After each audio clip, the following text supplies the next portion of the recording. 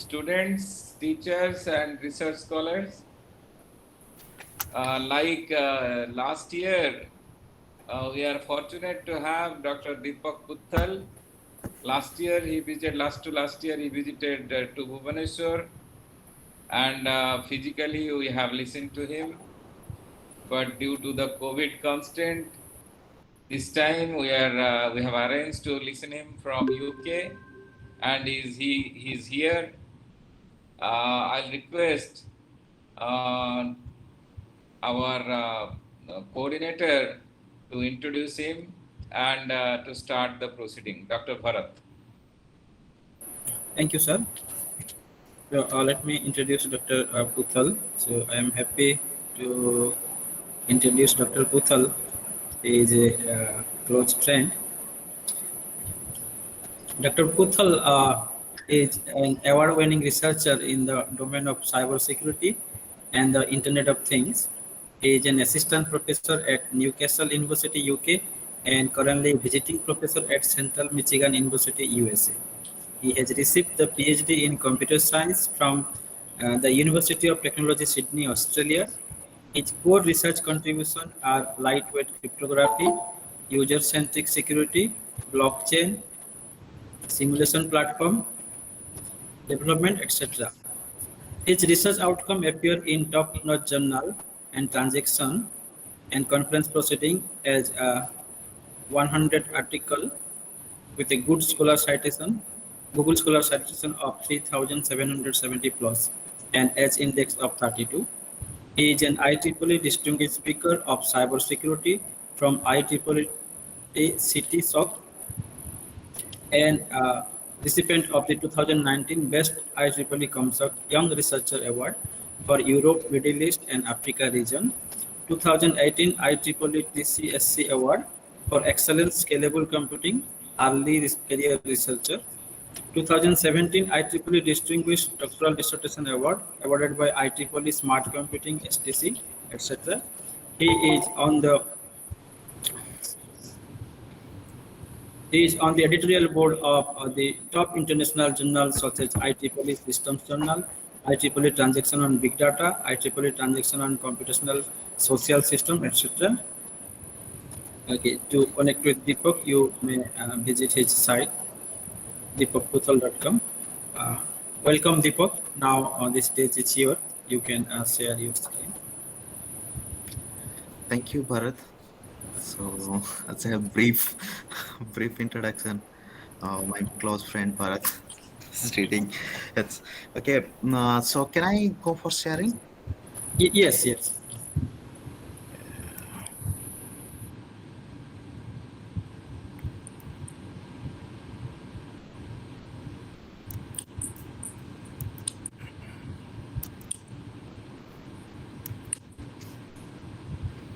Please let me know if it is okay. You can see it.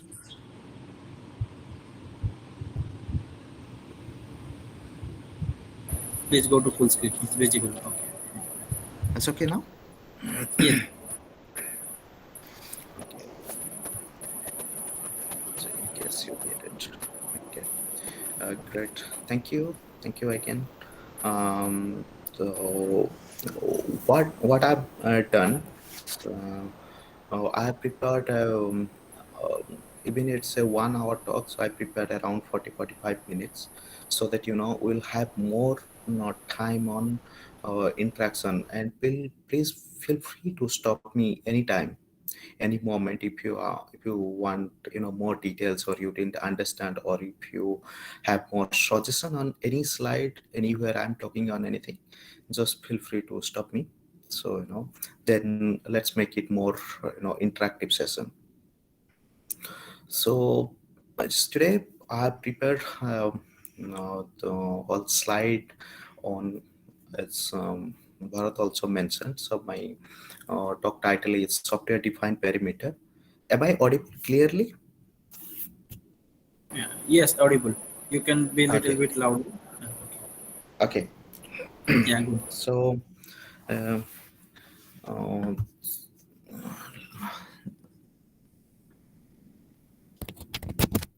so yeah. So here I prepare the presentation about software-defined perimeter. So where actually we are trying to secure the overall system or end-to-end system based on the user demands. So before going ahead, starting, going with the from basic to going finding the threats and the attack space where we are addressing everything. So let me tell you, from the beginning or before starting the actual presentation, what is software defined perimeter. Don't confuse with the term software defined network, or you're finding, you may be thinking that there is some relation, with software defined network. Definitely there is nothing. It's a completely different term. So originally this term is coined by Cloud Security Alliance, but later they just stopped working on this. I don't know why. It is an amazing technology. So then me, I just well exploring with some other world leading researcher while discussing, we just adapted this one, and it was initially, they talk about the cloud computing. Then we thought of, okay, we should not do it for cloud computing, but rather we are bringing it to IoT and as computing paradigm. So as its name implies, is software defined perimeter means we are trying to create a perimeter here.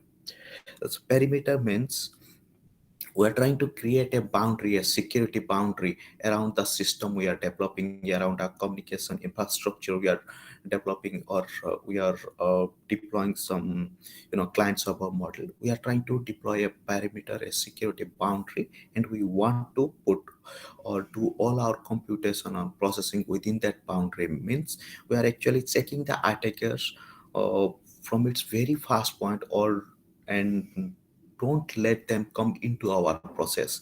Rather, current system, what is happening, uh, use attacker can always be part of the process. Then they got a more chances, the probability is high to break the overall security of the system. And alongside, when we are defining the perimeter, we can also strengthen it. Ultimately we may sing in a virtually, but ultimately it's a crypto concept. But when we are drawing that parameter, actually we are going with the user demands. Okay, based on the application, based on the device specification, based on the user demands, we actually strengthen that parameter. So I'm going to give you the basic stuff, actually how it's working. Definitely, I think we are the on our group is the only group in the world who is working now. So we don't know, maybe in near future many more people or many more groups going to start. So yes, so this is the agenda of my presentation today. So I'm going to start with a basic of computing infrastructure, not IoT, mostly the osmotic computing. Then we'll go for it, a very new term recently come up with, that is the personal IoT. Then we'll go with the threats, drawbacks, and how the software defined perimeter looks like. So before going ahead, first we need to understand the the connected world. When we are looking into the world, or the to making any infrastructure, anything is like these days the buzzword we are taking, smart, like a smart building, smart city, smart car, smartphone, everything. So actually, when we are trying to bring that term into reality, like we're trying to ultimately, end of the day, what we are doing, we are trying to communicate with each other and putting some intelligence power or the decision making power to to the onto the infrastructure, or to the device, so what we are deploying. So and as you can see, I think you might have seen this figure earlier. So ultimately we are end up with that term internet of things. So if I'm not wrong, or if I'm saying that all of us uh, aware about the IoT, the internet of things, then definitely I know I'm not wrong. So these days we are all like surrounded with IoT devices. well all surrounded with the IoT applications. This application is ranging from building, let's say, smart building, smart home, to the smart city, to the agriculture, to the large scale industry, business unit, healthcare industry. So it's actually ranging. Sorry, it's it's actually ranging from large space.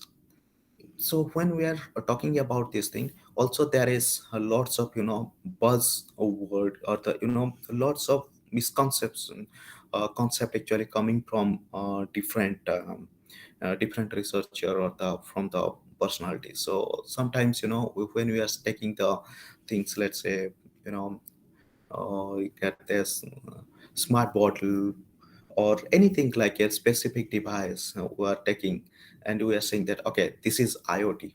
So let's see what the father of IoT, the Kevin Aston, are saying about this. This is all rubbish. Like when, let's say, we are taking some, let's say, smart jug, smart mic, refrigerator, or a smart oven.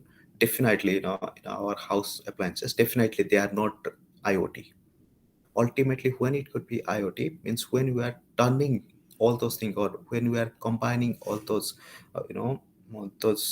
devices, or those smart devices, and turning them into a data, then only we can say. And this data are going to use for some kind of decision making, or analysis, or extracting information, then only we can say the whole infrastructure is IoT. This is the term actually told by Kevin Aston, when he found, the lots of people actually misinterpret the term IoT. By finding this is a trendy term, everyone try to use it, like how nicely he has defined what is IoT. I don't know, you might have gone through this thing. So this is the slide, I think, if about Professor Puya also was talking yesterday. I don't know whether he saw this thing. This is something like our lab has prepared. So like when we are talking about IoT, this the application is ranging from our home to our own room where we are staying, to the large scale industry, to the smart grid, to the healthcare, to the agriculture domain. So these days also, was India is when I was attending a meeting with Digital India. So these days they are also trying to put sorry put their effort to go with the smart village concept. So if you are targeting, like applying some AI technique, IoT, or this kind of way to target some kind of application and looking for funding, I think smart village is one of the high chance to get the funded, because I think Digital India, they are actually targeting in this direction now. So there are lots of people, like maximum people, they are moving to city for a better life. But if actually the infrastructure is made smarter in the village, in the rural area, definitely we can find a balance at the population, because India is already overcrowded, overpopulated. So if everyone moving to the city, definitely it's hard. Life will be very hard, starting from the traffic to the finding proper food, or the so everywhere. So there should be the balance. So Digital India now actually focusing in that domain. So so going ahead, actually talking into more technical stuff. So I would like to introduce one interesting stuff we recently actually in collaboration with the industry. There is a lots of industry discussion, everything going on. So in future, maybe if you want to, like save any like student, they want to work on. So instead of only working in IoT, so personal IoT is something, maybe in future we are going to see, it will be in Hive.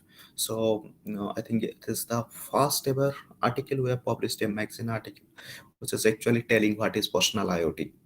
So let me give you details about that, not very brief, but abstract view. So personal IoT is nothing but it's the actual IoT infrastructure, but when we are actually enclosing it to a small small parameter, like within our circumstances. Let's say we are in my home now, so all the appliances, they are actually smart enough to sense and to very small computation. Then when we go for the actual IoT architecture, like three-layer architecture for computation, then analysis, then decision making, the architecture, we all are researcher, and we can actually, we are smart enough to decide where we should apply the intelligence, where we should apply the computation, where we should strengthen our security. Those things we are smart enough to go. So here actually I'm just introducing the personal IoT. So all these things, all these smart devices surrounded me for the sensing, for the computation, I can say this is my personal IoT network. So let's say now I have to, after some time, I'm going for shopping, let's say, and I'm entering or stepping into my car. Then this car is become a personal IoT for me, because I have my phone, I have the devices. Let's say I'm wearing smartwatch. We have devices like maybe 100,000 of smart devices. When you are coming to Tesla, there will be huge, but normal car there will be hundreds of sensors or the computing unit actually deployed in the car. So once I step in, they are actually automatically get connected. Then I'm creating another personal IT network. When I'm getting down, let's say I'm going to office, I'm getting down, entering to my office, or entering to the building, then I'm creating another personal IoT network. So the like IoT, we don't have the fixed the infrastructure, or we don't even we cannot say okay, this some nodes are mobile or it's a dynamic network. Definitely not. So personal IoT network, it actually changes based on our location. So so this is something like it's actually bringing lots of research questions, lots of potential future research is coming. So until now, actually this is with the industry now, industry people are having huge discussion on that. Once they found, try to find their funding or doing that, then academia people will jump into that.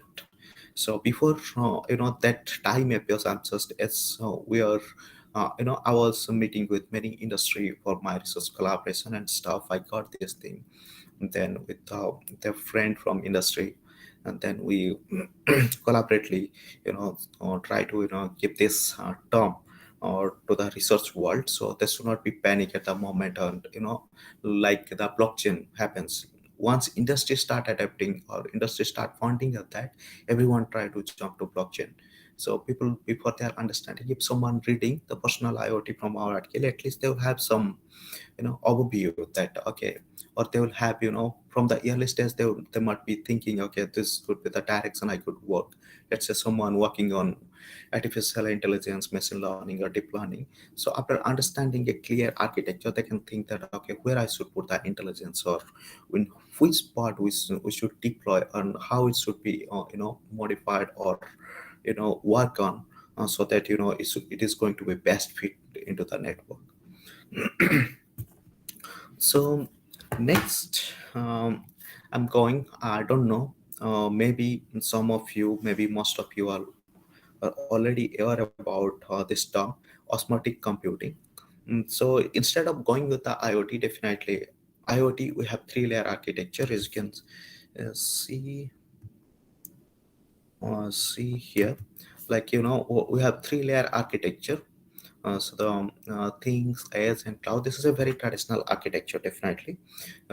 Instead of going that one, actually in the osmotic computing paradigm, how it's working, generally IoT layer or the things layer, they are generating data for further processing. Even these days, we are finding sensors, thus end sensor deployed for the sensing. At the same time, it's also it has the capability to do very lightweight computation. And but definitely we need edge, fog, or cloud for the processing. We cannot actually deploy everything because sensor has the power constant. At the same time, its main job is to go for the sensing. So what is the osmotic computing saying? So osmotic computing saying when data we are pushing it to the edge, and definitely we have the cloud.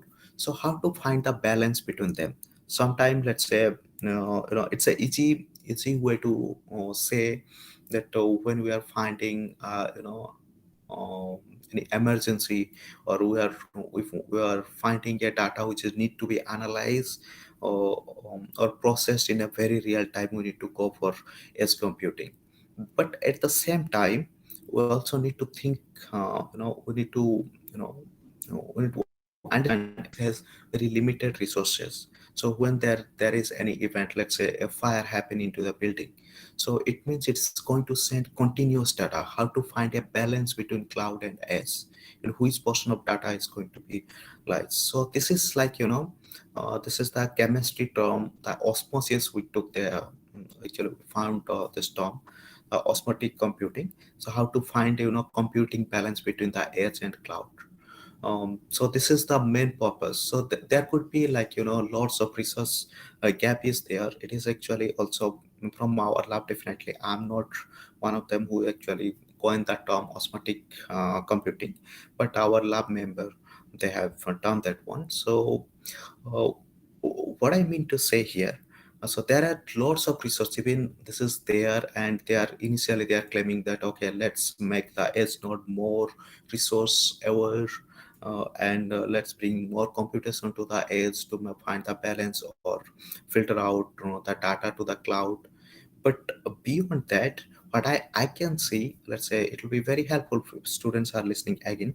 So if you can find out, or if you can do some kind of learning, or the adaptive data processing technique, or adaptive at the same time, if you can create a lightweight data analytics, intelligent computing algorithm in the edge network when it's coming, even if we are let's say receiving few bytes, even 1 megabyte of data, which portion of the data have the very very much sensitive information.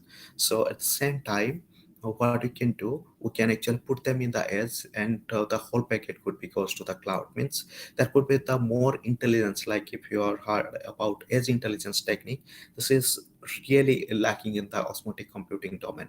So how to make it more intelligent, or how to bring edge intelligence into the picture.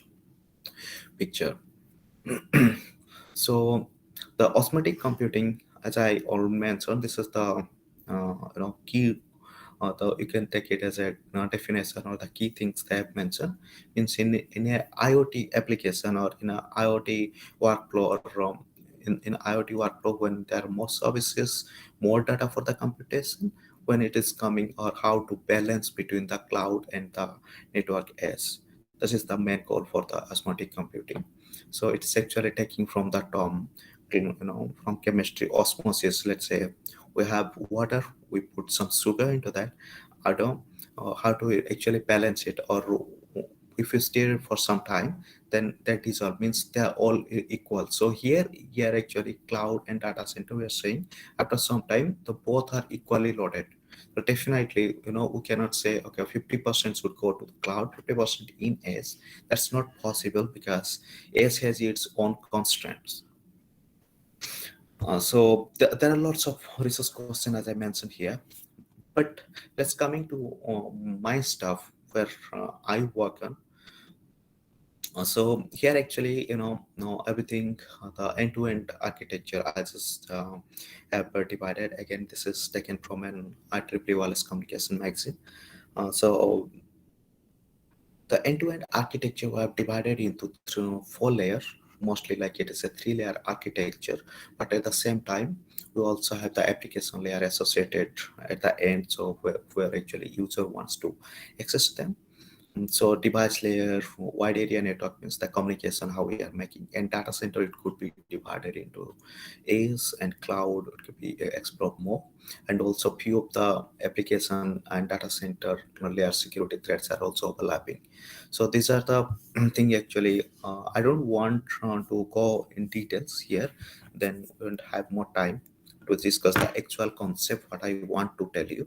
So these are the threads, and there is all there is already lots of solution to that. So like if it is little messy, then you can see this one.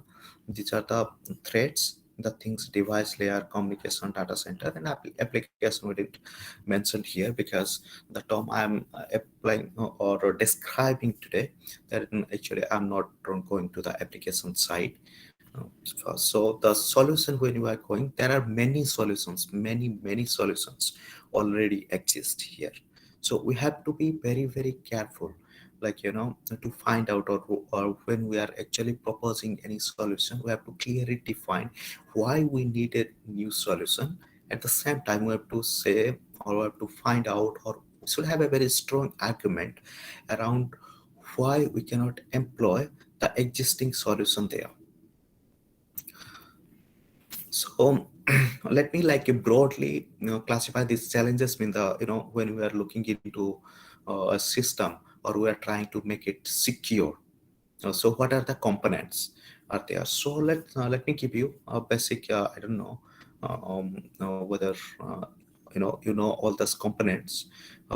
Just briefly. So first component is the security, where we actually integrate some authentication, confidentiality, integrity of our data.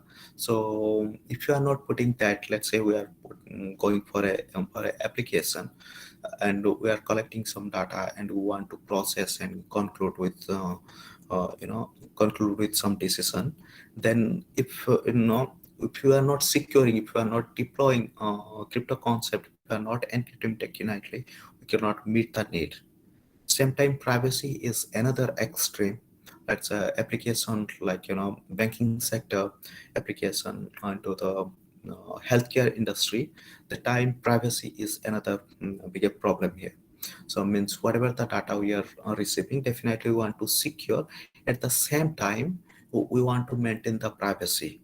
Means let's say whatever the my health condition is, let's say someone's health, or other guy's health condition, it should not be disclosed to everyone. Lots of like resource question coming here, like how to actually adaptively we can deploy access control mechanism here. Let's say in a healthcare application, when we are going with that 3-layer architecture, when we are getting sensing the data, there are many people, many class of people. Let's say patient himself or herself, his or her family, like the doctors, nurse, the hospital management, and the insurance companies. Different class of people are there. Then how do we should do, how smartly we are actually deploying the rules, or how smartly we are defining the access control, so that we are going to show the information which should be meant for for that you know no, for that user, or for that class of user. And again, another bigger challenge when we put our effort to make anything secure, that is the interoperability and standard. So let's say it is very much straightforward, and it is directly linked to IoT. So let's say we found a few IoT devices, and because wherever we found cheap, we always go for buying them. We don't bother about who are the vendor actually, who have developed or who have designed that device. That time there are lots of loopholes, because there is no such standard things one company should follow, or industry should follow to develop specific device. As they found like cost effective, and at the same time, if they are found okay, their device is working perfectly, they are less bothered about the security. It's just when they device, then there may be lots of hardware flaws they are living, where attacker can get a easy access to the system. Then regulatory, legal, and the right issues. So in future, maybe these are the very sensitive stuff, like maybe government or some other units, they actually involved in this thing. IoT may going to replace them in future. That time, how smartly we are actually deploying policies into that, so it actually make more difference. So if you are trying to dealing with some, let's say, healthcare or even a government application, then integrating those policies is one of the key factor to make it end-to-end security. Then emerging economy and uh, development issue. Definitely the economy and development is, we know that how it's working. The economy side, I would say also, even if it's not directly linked, but I can say, like, when you are deploying a system, let's say we try to buy few end devices, computing devices, maybe you would want to set up a private cloud in our organization or in our department. Then we have to be make it very cost effective. So along with the research, along with the security, this is also one of the biggest challenge when we are buying few stuff, to make it we also need to focus on the economy side. We also need to focus on the cost effective. Then then we talk a bit about threat model. So because now gradually I'm going what I'm trying to explain today. So threat model, I think these are the four steps. It is a very uniform step, um, uniform step for where we actually define when we go for a system, let's say IoT or any other kind of system. First, we need to follow these four steps to secure a system. First thing is, we need to find all possible attackers and the possible threats of the system. After finding the threats, what we can do, we can rank them to find out, okay, which is more vulnerable, or which one we can address quickly, and which is more sensitive. We can rank them. Based on the rank, we need to design the mitigation strategy, or the security solution we generally work on. Then we deploy it in a real-time environment. Definitely we need a theoretical solution for that, but end of the day, as we are focusing on an application domain, definitely we always need to deploy it in a real-time system. Then only, if we found it's working perfectly, and at the same time we can go on, keep on performing our own attack. Like, we can lose our own attack patterns to find out whether it is surviving, or the solution what we have developed is surviving against this attack. Then definitely actually we can say, okay, we are success in securing a system. So these four steps are very basic. um, so next, what I'm trying to say, so now first thing is, we need to find the threads, right, in the steps. So the threads, when we are finding, definitely any kind of system, let's say we are taking IoT as environment, as I've mentioned from the beginning. So when we are looking into the threads, you may have read many papers, you have seen many other videos. They are giving different types of threads, blah blah blah, lots of things. There is no limit, anyone can come with anything. But why I have come with this type of thread? Because why we come up with a new solution, why we needed software defined parameter. By focusing that, uh, see, what are the threat patterns there, what are the threats so within a system, in a IT infrastructure. I can say again, actually this is the survey taken from Cloud Security Alliance. So where we found that 68% of organizations are concerned about the security for several reasons, not too specific. It could be like from the user side who are accessing them, it may be client side, it will be the infrastructure they have deployed, maybe the communication the infrastructure they are using. And 80% of cloud infrastructure is hybrid. It means actually, when we're, let's say, oh, I want to set up a virtual office. So I found piece of resources from Amazon with a cheaper price, and other piece, instead of going there, I'm going to Google to find. So it's a hybrid infrastructure. The same security pattern follows by the Amazon, not necessarily they are following in the Microsoft or the Google and or other vendors.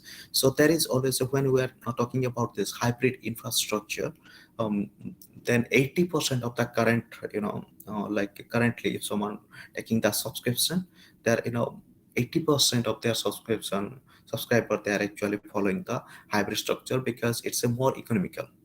But we don't want to spend more money if we can find it in a cheaper way. So there we found uh, you know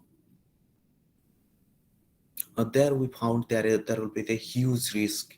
So means, so as the vendors, like the different organization or the vendors, they are following different security patterns. Then currently, according to the survey, 65% of IT resources are offsite. This is the biggest thing. Like, if let's say these days someone wants to establish one new company, let's say a startup company, so they don't want to buy all the PCs. They don't want to buy all the supercomputer, high performance computing devices. Rather, what they are doing, they're just buying one laptop and buying the resources, on getting the subscription from the different vendors. It is cheaper. So once they are established like other companies, like mostly Indian companies like Infosys or TCS, what they've done, so they have created their own infrastructure because their yearly turnover is huge. They can make it, but I'm talking about the startup company. Definitely, most of them, even if you are focusing only on the small scale industry, it may go beyond 80%. So it's combinedly, it's actually going on the survey is saying it's 65% of the IT resources are offsite. So that time means we don't have control on our stuff. Whatever the resources we are using, we don't have 100% control on them. So it means there is a big threat always exist. So this is the survey actually.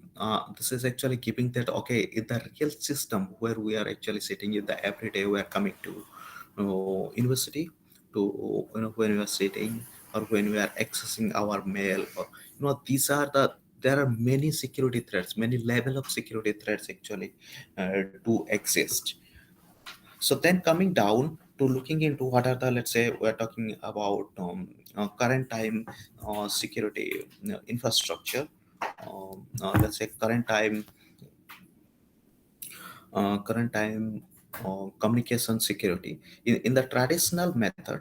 Here I'm saying in the traditional method, the TCP IP based security, when we are focusing, then actually how it's working. Let's say user one wants to connect to user B, or in a IoT infrastructure. Let's say IoT device want to get resources from the cloud or as is data center. Then what they're doing, first they're putting or sending a hello packet. They go for the handshaking process, then to the authentication, right? With all process, actually what they are doing now, they are actually first starting the communication with each other, then they authenticate each themselves, where actually attackers get a huge black hole. Like if attacker is smart enough to become part of the communication from its very first point, then they can easily grab some initial handshaking information to become part of the data communication or the data transmission process in the throughout the session. So they are actually, what we are trying to do, we are trying to create a software defined parameter, a new solution. How it's going to work, here we are saying, uh, we are going to authenticate each other. Means, so all the, so let's say IoT devices trying to authenticate a edge data center or a specific virtual machine to the cloud infrastructure, or then what it need to do. So according in software defined perimeter, what it's saying, it's actually going to authenticate first, then we start the communication. So this is the reverse to the current security. So what we are following. And these are the little brief I have mentioned. I don't I don't think I should go for this one because these are the things actually I already discussed. So the key consideration, but I always ask myself, Also, I think these are the very basic thing also, like if you can use them, like asking yourself before designing, we have now we find, okay, what are the loopholes, what are the threat patterns. Now what are the question I'm asking myself before designing or concluding to designing a solution. First thing, what application domain we are targeting. So this is the very basic stuff. Means if we are very clear that what are the domain or the application domain, what is, then from there we can find what are the requirement or the level of security demanded by the application. Many things can be concluded there. Then definitely for the intelligence, let's say these days, with the trend of research, how the world research is going on, we need to make it more intelligent. Then the intelligence unit, or the where we should deploy our intelligence algorithms, because it's a huge infrastructure, different layer, different many devices, data center we are deploying, and what networking structure we are employing, and how to modularize the system. This is one of the very basic stuff. If you want to work on end-to-end systems, saying that okay, the whole system is going to be secure, I'm developing, that is really difficult. I cannot say it's impossible, it's possible, but it will be easier if you are actually dividing into different modules. Let's say then work on different modules. Then what you can do, we can create a workflow. Then whole system is going to be, and end of the day, or the at the towards end of the system development, or the security part, we have to find out if, after deploying this security solution, whether my system is still scalable. It is one thing. And as I mentioned also, so let's say we are let's say creating a solution for a retailer, like a shop nearby our place. But if it is costs few lakhs in Indian rupees, so definitely they cannot afford it, or they don't want to use that. So definitely when we are creating a solution, or deploying a system, that time we have to look into the cost, or how much cost involved into that as well.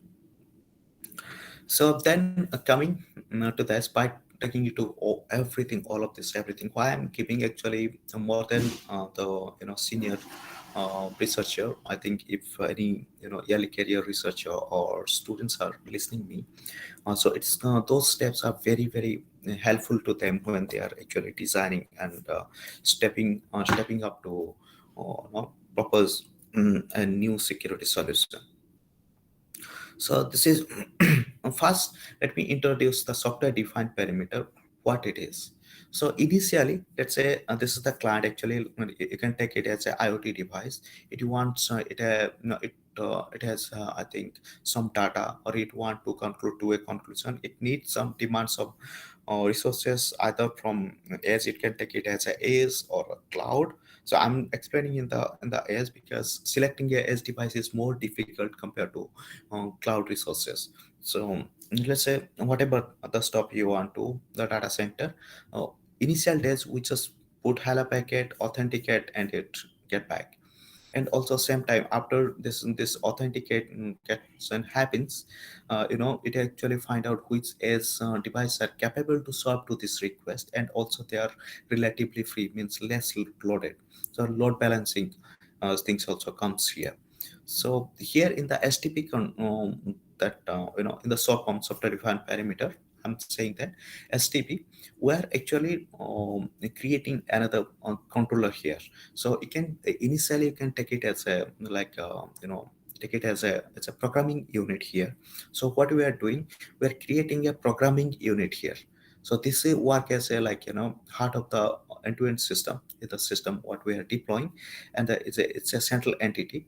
Let's say it's a IoT device want to get some access, instead of directly sending, so it's actually send a request to the HTTP controller. While sending the request, instead of sending its own authentication ID and stuff, it's actually sending the context, right? It's not sending anything which will be, if it is disclosed, a attacker can easily, get captured on the communication or get captured to the device. It's actually sending some context to that. Then the context, the programming unit is going to evaluate it. Then if it is found this is authenticated, and also it has some, cloud, sorry, we're not going to cloud, it has some edge data center which is capable to solve to this request, definitely it's going to found, because when we deploy to a system, we always wanted to make a balance that if you are deploying sensor for the video, let's say we are deploying some cameras to capture the video, that time we must deploy some edge computing infrastructure or cloud resources which is capable to solve this kind of video what we are expecting from specific source.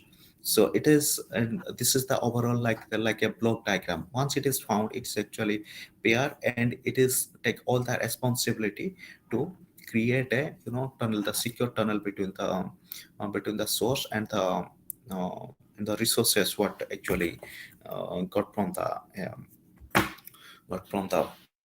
edge computing, or the edge computing infrastructure, or the from the edge data center.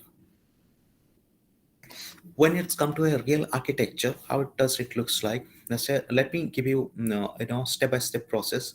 That this is a IoT device. Actually, it has it sends some data. Let's say it is deployed in a building architecture. It found some fire.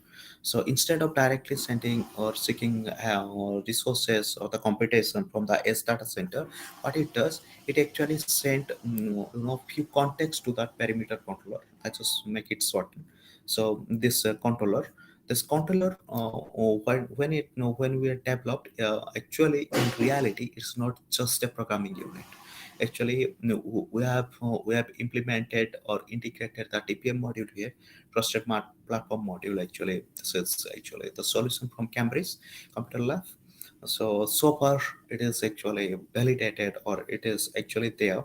Like if, let's say someone trying to access or break the TPM module. So far, no one have succeeded into that purpose. So we can take the TPM module is the most secure module in the current age, and we are actually putting some credentials here when we are performing the supervised learning over there. Then we deploy the computation here, we deploy supervised machine learning here, and we deploy the crypto concept here, key generation capabilities. So ultimately this is the controller how we have designed. So when a source node actually send the request, it's actually sending with lots of context. Let's say where it is deployed, what is the purpose of its deployment, what type of data it has received, and what type of resources it demands, and along with its authentication. When it receives the controller, instead of only looking into the authentication ID, what it does, it actually run the actually in current system how it's working. So I'm saying this is actually run the supervised machine learning algorithm to find all the context, like okay, to find out whether it's actually telling truth or not, because an attacker cannot get all this information altogether correctly, right? So once it found this is an authorized node, it's an authenticated node, and after the authorization it is going to find out okay what type of resources it demands, and it is found okay what are those edge devices which has available resources, and also same time they have the resources actually meeting to the requirement of the specific request from the specific user or from the devices. It is found out one, what it does, it take all the responsibility for the key initialization phase. Then the key initialization, it's actually currently in the current system we are actually for these two communication to the controller, we are actually implementing asymmetric key. But when it is coming to that IoT to the edge or IoT to the cloud, actually we have deployed sorry, we have deployed symmetric encryption. So if you know or if you're working in security, so symmetric key, it's actually the security level is directly proportional to the length of key we are using. So where actually it's easier for us to conclude, which level of security we are giving. So from that data, from the specific user, from the data, it's actually its sense or the type of resources it demands. A controller again run an intelligent algorithm, a machine learning algorithm to find out what level of security it demands. Here we have classified into three. First is the strong security, then strong encryption, then we go for the lightweight, then we go for the no security, no encryption technique. So based on all these things like the user specification, the data it sends, what are the resources it demands, based on everything actually control is concluded if out of these three, strong, lightweight, no encryption. So where it should be landed, then based on that it's actually going to create the key, and the key is going to be shared between IoT and S data center using by encrypting using the asymmetric key they have initially deployed. Because for asymmetric key we don't need handshaking anything, we don't need that.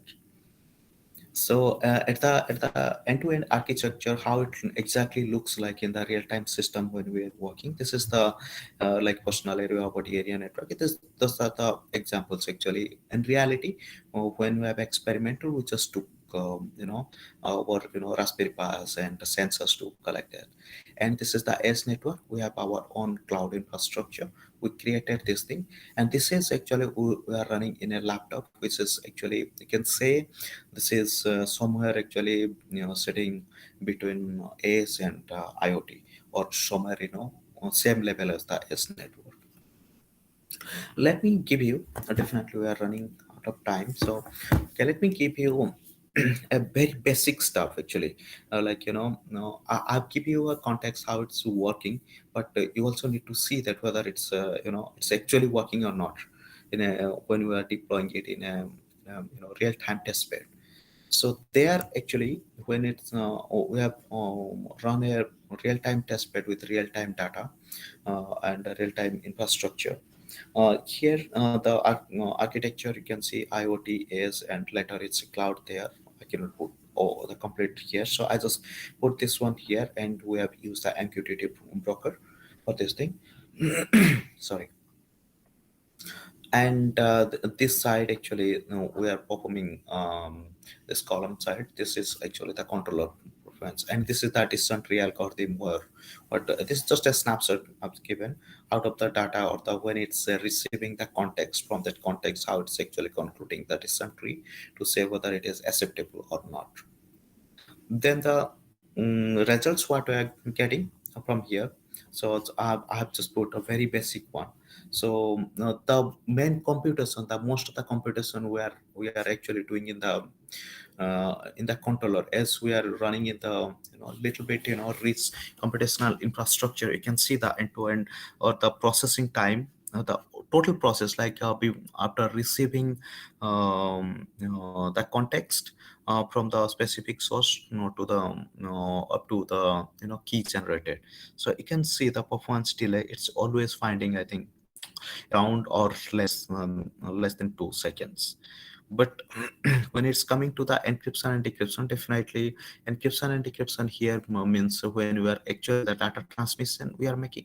So the data transmission where when we are making, so encryption we are doing at the IoT devices, definitely it's the source of data, and data got decrypted in the S, EDC is the S, CDC is the cloud. So the performance you can see this one. So AS is always take little longer time because it has the resource constraint. um, it has limited resource. At the same time, the end-to-end system, this is the performance actually we got from the real-time experiment. And this is something like snapshot actually. We're trying to make our own attacks. We perform or try to perform different attacks based on the key and the commitment on the sharing key, but we found it is secure one. And this is like we have tested with maybe sound no, not really good to experiment with the Z1 termed sky, because these are the very tiny. But why I've done the experiment with these two small sensor, because we just believe that if it can survive here, it is going to survive in the last scale, the high computation units or sensors we are deploying these days. Yeah, then in future, I think during the presentation also, while talking about different technique, I was try to give you the what are the things can be possible and you can explore. But the thing is here actually there are still it's lacking, because I'm not an expert from the AI or machine learning domain. But the AI driven context aware solution is really lacking here actually. If someone trying to put their effort to make it more robust, the system definitely. And the edge computing, when we are making it the edge computing, so we can always, the federated learning is something actually um, we're actually looking for, or these days everyone focusing on into that domain. And then how we should deploy this federated learning in a collaborative working environment. Like let's say most of the is are working in the collaborative environment, then how to deploy that, then how we can actually lead it to the digital twins. Yeah. Thank you. Mm, sorry. I took a little longer time than I was expected. Thank you, Questions, Deepak. please. Thank you, Dr. Puthal. It was a Thank you. very detailed study you are doing in a very frontline research. Our students are now welcome to participate directly with Dr. Puthal. Yes, please. You may type it on your chat box, or you can say use your Let me just microphone. finish.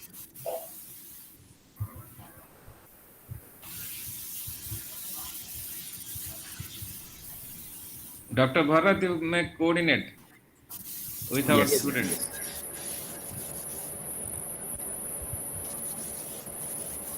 Any question from the students?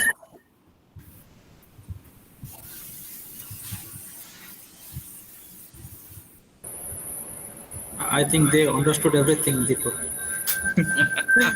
No, that is actually too extreme, Either they understood everything or You have they actually understood said nothing. yeah, either of the case. But I think you have presented in a very simplified manner and very easy to understand manner. You have shown us a lot of research direction which students can go on. There seems no question, so I would like to request Dr. Kabir Das. I have questions, but I will keep it because we can discuss it later. Dr. Kabir Das, I request you to provide lot of things.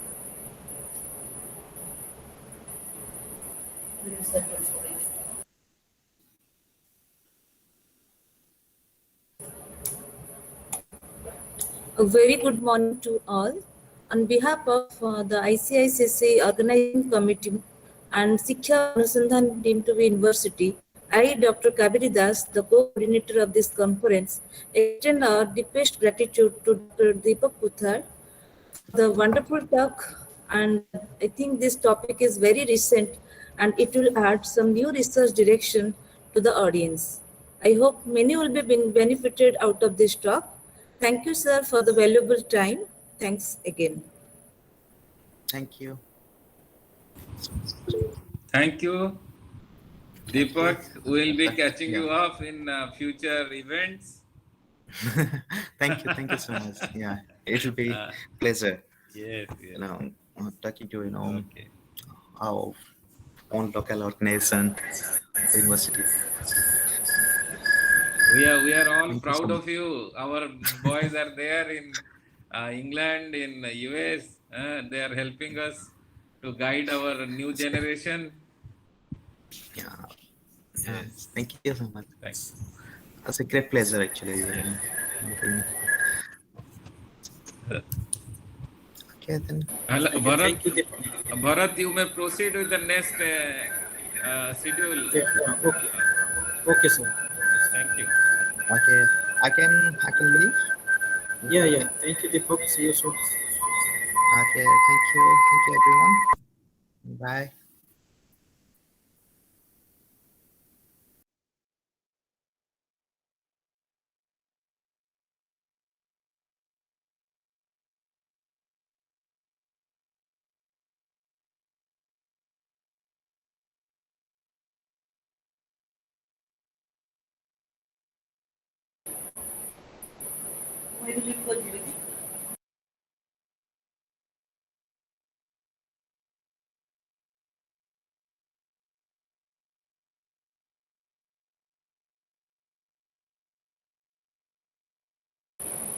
Yeah, welcome everyone again. And our next session is the pitch deck. This is innovative startup idea. Dr. Nikunja Bihari Koro, who is the advisor of Codex Club IT here, will be coordinating